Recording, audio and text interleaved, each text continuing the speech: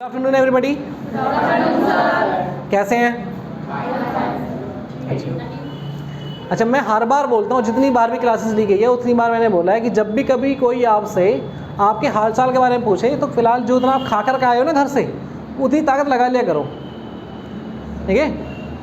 आपसे पूछ जाता है आप कैसे हैं, ठीक है सर। सामने वाले का मन मर जाता है, पूछो ना पूछो, ये तो सारे बीमार लग रहे हैं, बुखार में हो, पेट में दर्द, सिर दर्द, कमर दर्द, कुछ नहीं, सब fit, all are okay, thank you. ये आवाज़ होनी चाहिए ताकि क्लास कराने वाले को लगे कि मेरे सामने जिंदा लोग बैठे हैं। लगना चाहिए ना। अब ऐसे बोलते हैं सब घायल हैं, हम तो थोड़ी बहुत देर में पता नहीं टपकने वाले हैं बस। हाँ, ऐसा मत बताया करो भाई। जब आपको हालचाल पूछा जा रहा है, कुछ और तो पूछा नहीं गया, हालचाल पूछा गया तो एकदम बिंदास तरीके से। देखो, हमारी फर्स्ट एंड लास्ट दो ही बातें होती हैं आपसे, मतलब ऑडियंस जो करते हैं या आप जो बैठे हैं, वो केवल दो ही काम करते हैं। स्टार्टिंग में किसी का वेलकम और लास्ट में जाते समय को उसका विदा, केवल सी ऑफ करना होता है। ठीक है? और दोनों ही हमारे ज़बरदस्त होने चाहिए ताकि बोलने वाला, आपको कुछ सिखाने वाला, आपको कुछ बताने वाला उतने ही जोश के साथ आपको बता पाए। क्लियर है? ठीक है। हम जिसका वेलकम करेंगे, अभी आपको मालूम पड़ जाएगी कौन आपकी क्लास कंडक्ट कराने वाले हैं। आज की क्लास मैं कंडक्ट नहीं कराने वाला, मैं दीपक विश्वकर्मा, आराधना इंस्टीट्यूट ऑफ एजुकेशन की आज की इस पीडी क्लास में आप सभी का मैं स्वागत करता हूं और आशा करता हूं जो भी कुछ आपको सिखाया जाने वाला है या बताया जाने वाला है, आप उसे बहुत अच्छे तरीके से सीखेंगे और अपने जीवन में उसको इम्प्लीमेंट करेंगे, उसको फॉलो करेंगे और उम्मीद करेंगे कि आप बिल्कुल शांत और सरल तरीके से बैठ के उसको सीखेंगे। आज की इस क्लास को कंडक्ट कराने वाली जो आपके क्लास में मतलब आपको यहाँ कराने वाली है, आप ही के आराधना इंस्टीट्यूट ऑफ एजुकेशन की एक छोटी फैकल्टी। छोटी बोला जा रहा है क्योंकि एज में भी छोटी हैं और अभी लंबाई में भी आप सबसे छोटी होंगी। ठीक है? लेकिन उनका हुनर, उनकी काबिलियत, जो उनके अंदर एक स्किल है, वो इस लायक है कि वो आपको, मतलब अपने से बड़े एज के लोगों को, चाहे वो एज में बड़े हैं या लंबाई में बड़े हैं या किसी दूसरे में, वो आपको मोटिवेट करने के लिए आ रही हैं, वो अपनी केवल स्किल की वजह से। तो हम वेलकम करते हैं miss Tisha Gaur. Please welcome Tisha Gaur. तो first of all introduce myself, my name is Tisha from Dadri. तो मैं आज अपनी क्लास को स्टार्ट करने से पहले सभी से मेरा एक क्वेश्चन है, जो मेरा टॉपिक भी यही है एंड मेरा क्वेश्चन भी यही है। जीने आए हो इस दुनिया में या जीतने? कितने ऐसे लोग हैं जो जीने के लिए आए हैं और कितने ऐसे लोग हैं जो जीतने के लिए आए हैं? जीने के लिए कितने लोग आए हैं? जीने के लिए इस दुनिया में कितने लोग आए हैं कि मुझे जीना है बस? और जीतने के लिए कितने लोग आए हैं कि मुझे जीतना है? एवरेज, साफ, क्लियर। Thank you. मैं बहुत खुश नसीब हूँ कि मैं बहुत गरीब परिवार से हूँ। मुझे कोई सिखाने वाला नहीं था, बहुत खुश नसीब हूँ। कोई रास्ता दिखाने वाला नहीं है, बहुत खुश नसीब हूँ। क्योंकि ईश्वर ना अमीर बनने का मौका सिर्फ गरीब को देता है। जो नीचे बैठा ही नहीं वो ऊपर जाएगा कैसे? जो ज़मीन पर कभी नहीं बैठा तो वो ऊपर उठेगा कैसे? कैसे उठेगा? नीचे से उठकर ही तो बंदा ऊपर जाता है। तो जो नीचे ही नहीं बैठा वो ऊपर कैसे चला जाएगा? मैं आपको एक बात बताना चाहती हूँ, गंगोत्री से गंगा सागर की दूरी तो एक मुर्दा भी तय कर लेता है। वो तो पानी का बहाव होता है, उसे बहाकर ले जाएगा, उसमें उसकी कोई आर्ट नहीं है, उसका कोई मेहनत नहीं है। लेकिन अगर भुजाओं का बल दिखाना हो ना, तो गंगा सागर से गंगोत्री तक दौड़ना होता है। आगे बढ़ने की जो सबसे बड़ी बाधा है ना, सबसे बड़ी जो बाधा है वो है, उसका एक नाम भी है जिसको मैं बोलती हूँ डर, फियर। और डर वो नहीं जो दिखाई देता हो।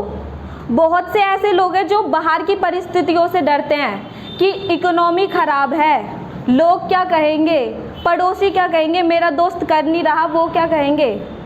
मैं आपको एक बात बताना चाहती हूँ, बाहर के डर से अंदर का डर 10 गुना ज़्यादा खतरनाक होता है। क्योंकि जो चीज़ दिखती नहीं है ना, उससे लड़ना बहुत मुश्किल होता है, बहुत मुश्किल। अब मैं आपको एक बात बताना चाहती हूँ, कोविड-19 का वायरस सभी ने सुना था। लेकिन वो कभी किसी को दिखाई नहीं दिया, इसलिए डिफ़िकल्ट था उससे लड़ना।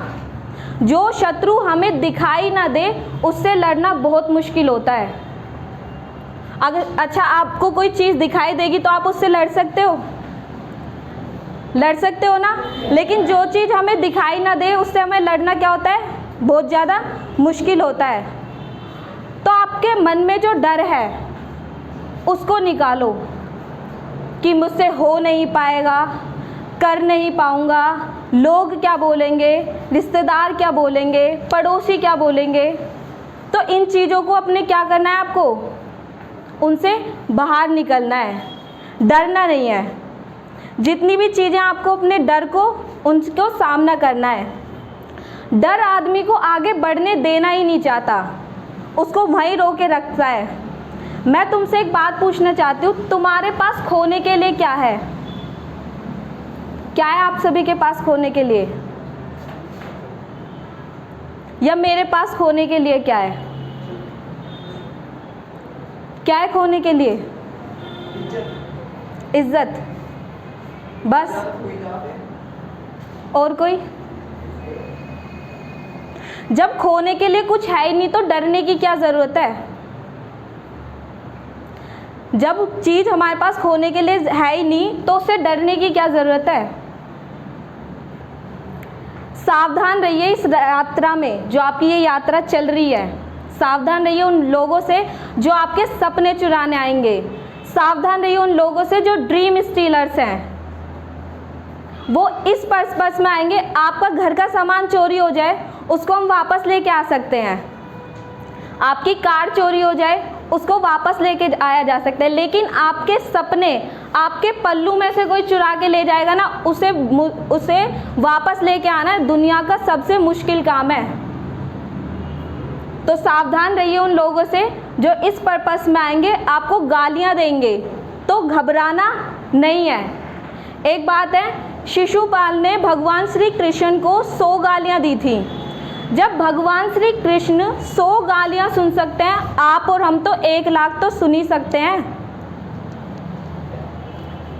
लोग कीचड़ से बच के चलते हैं कि उनके कपड़े खराब ना हो जाएं। मेरी बात को इसको ध्यान रखना कि लोग कीचड़ से बच के चलते हैं, उनके कपड़े खराब ना हो जाएं, कीचड़ से हट के चलेंगे। लेकिन कीचड़ को घमंड हो जाता है कि लोग मुझसे डरते हैं। सही बोला? कीचड़ सोच लेती है ना कि लोग मुझसे क्या कर रहे हैं, डरते हैं।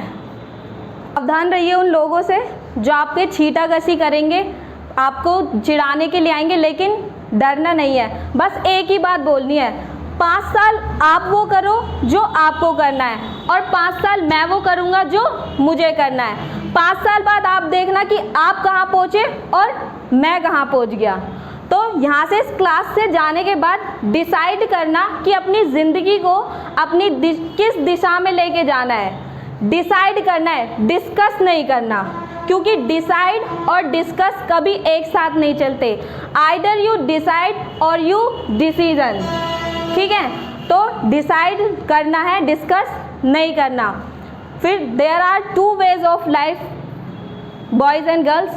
First, one is easy and one is right one. ज़िंदगी में हमेशा 2 रास्ते आएंगे, एक सही और एक गलत। सही और गलत नहीं, एक सही और एक इजी। ठीक है, पर दुर्भाग्य की बात यह है कि सही रास्ता कभी आसान नहीं होता और आसान रास्ता कभी सही नहीं होता।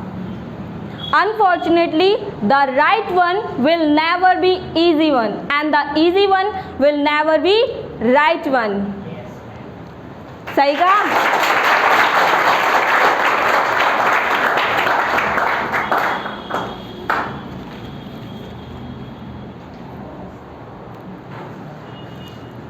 आपने एक बात तो सुनी होगी, झरनों से मधुर संगीत ना टपकता अगर राह में उनके पत्थर ना होते। तो पत्थर ही जो होते हैं ना, वो उसकी मधुर संगीत बनाते हैं। तो पत्थर आने चाहिए हमारी लाइफ में, तकलीफ़ें आनी चाहिए, हमारी ज़िंदगी में तकलीफ़ें होनी चाहिए, लेकिन उनसे लड़ने की भी हमें हिम्मत होनी चाहिए। तो तकलीफ़ें हमारी ज़िंदगी का हिस्सा होनी चाहिए। और जो प्रकृति हमारी ना तो रिवॉर्ड करती है ना पनिश करती है। तो मैं एक बात आपको बताना चाहती हूँ, universe will not punishing you, universe will not rewarding you, universe only responding you. कुदरत हमेशा रिस्पॉन्ड करती है, ना पनिश करेगी ना रिवॉर्ड करेगी, ओनली रिस्पॉन्स करेगी। सभी एक बात बोलते हैं कि अच्छों के साथ अच्छा और बुरों के साथ बुरा क्यों होता है। सब अच्छे के साथ अच्छे हो जाते हैं लेकिन बुरे के साथ बुरे क्यों होते हैं? बता सकते हो आप क्यों होते हैं? सभी अच्छे के साथ अच्छे हो जाते हैं और बुरे के साथ बुरे। दे सकता है कोई आंसर? पर बोलते सभी लोग हो ना कि अच्छों के साथ अच्छे और बुरे के साथ बुरे। हर कोई जानता है ना। फिर बिहेवियर, लाइक गुड बिहेवियर। और कोई? मैं आपको एक एग्जांपल लेके बताती हूँ। आपकी कार में एक गाना चल रहा है, एफएम पर आपने एक गाना सेट किया हुआ है, 102.4 एफएम पर एक गाना चल रहा है, बहुत सैड सॉन्ग है, ठीक है। एग्जांपल लेते हैं, मदर इंडिया का एक गाना है, ज़िंदगी में आए हो तो जीना ही पड़ेगा। ऑल थॉट गाना है और बहुत अच्छा गाना है, और इसकी जो ये लाइन्स है वो बहुत सैड हैं। तो मैं आपको शेयर करना चाहती हूँ, ज़िंदगी में आए हो तो जीना ही पड़ेगा, ज़िंदगी अगर जहर है तो पीना ही पड़ेगा। ये गाना चल रहा है, गाना चल रहा है। ये चॉइस है आपकी कि गाना आप सुन रहे हो, लेकिन मैं आपको एक बात बताती हूँ, आपने वहीं से ही 102.4 पर जो गाना आपका ये बज रहा था, आपने ट्यून करके 93.8 पर एफएम सेट कर दिया, और वहाँ पर ये गाना चल रहा है कि छोड़ो कल की बातें, कल की बात पुरानी, नए दौर में लिखेंगे मिलकर नई कहानी। तो वहाँ पर ये गाना चल रहा है, तो गाना तो ऑलरेडी चल ही रहा था, ठीक है। तो आपको यहाँ से जाने के बाद अपनी फ्रीक्वेंसी सेट करनी है कि अपनी लाइफ को किस दिशा में ले जानी है। ये मत सोचना कि गाना आपके सैड होने के बाद गाना है, नहीं, गाना ऑलरेडी वहाँ पर बज रहा था। फ्रीक्वेंसी आपको सेट करनी है कि आपको अपनी जो लाइफ है वो किस दिशा में लेके जानी है।